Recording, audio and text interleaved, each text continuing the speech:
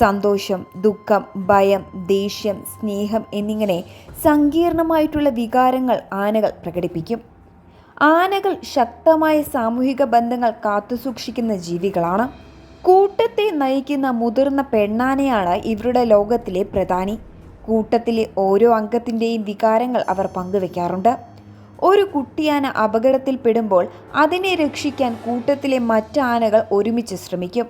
കൂട്ടത്തിലെ ഒരംഗത്തിന് പരുക്കുപറ്റിയാൽ മറ്റാനകൾ അതിനെ താങ്ങിയും തലോടിയും ആശ്വസിപ്പിക്കുന്നത് ശാസ്ത്രജ്ഞർ പലപ്പോഴും നിരീക്ഷിച്ചിട്ടുണ്ട്. ആനകളുടെ തലച്ചോർ വളരെ വലുതാണ്. കൂടാതെ ഇവയ്ക്ക് മനുഷ്യരെ പോലെ ശക്തമായ ഓർമ്മശക്തിയുമുണ്ട്. ഇത് പലപ്പോഴും പക വയ്ക്കുന്നതിന് കാരണമായേക്കാം. അതേസമയം ഒരാളെ കൊന്നാൽ ആഹാരം കഴിക്കാതിരിക്കുന്നത് ഈ വികാരപരമായ ബുദ്ധിയിൽ നിന്നും ഉദ്ഭവിക്കുന്ന കുറ്റബോധം അല്ലെങ്കിൽ ദുഃഖമായിരിക്കാം.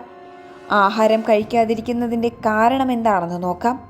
ഒരാളെ കൊന്നാൽ 5 ദിവസം ആഹാരം കഴിക്കില്ല എന്നത് ശാസ്ത്രീയമായ നേരിട്ടുള്ള തെളിവുകൾ ലഭ്യമല്ല എങ്കിലും ഈ അവസ്ഥയ്ക്ക് സാധ്യത നൽകുന്ന ചില വിശദീകരണങ്ങളുണ്ട്. ഒരു മനുഷ്യൻ്റെ മരണം അത് കൊലപാതകമാണ് എങ്കിലും അപകടമാണെങ്കിലും ആനകൾക്ക് വലിയ മാനസികാഘാതമുണ്ടാക്കാൻ സാധ്യതയുണ്ട്. പ്രത്യേകിച്ച് ആനയുടെ ജീവിതത്തിൽ മുമ്പ് പരിചയമുള്ളതോ അതുമായി അടുപ്പമുള്ളതോ ആയ വ്യക്തിയാണ് എങ്കിൽ കഠിനമായ സ്ട്രെസ്സും വിശപ്പ് കുറയാൻ കാരണമാകും. ആനകൾക്ക് കുറ്റബോധം എന്ന വികാരമുണ്ടോ എന്നതിന് കൃത്യമായ ഉത്തരം നൽകാൻ കഴിയില്ല.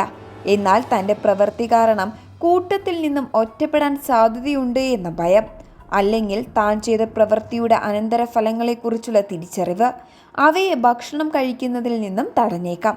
ആനകൾ മരണപ്പെട്ട തങ്ങളുടെ കുടുംബാംഗങ്ങളെ ഓർത്ത് ദുഃഖിക്കാറുണ്ട്. മരണപ്പെട്ട ആനകളുടെ അസ്ഥികൾ പോലും തുമ്പിക്കൈ കൊണ്ട് തലോടി നിൽക്കുന്ന കാഴ്ചകൾ സാധാരണമാണ്.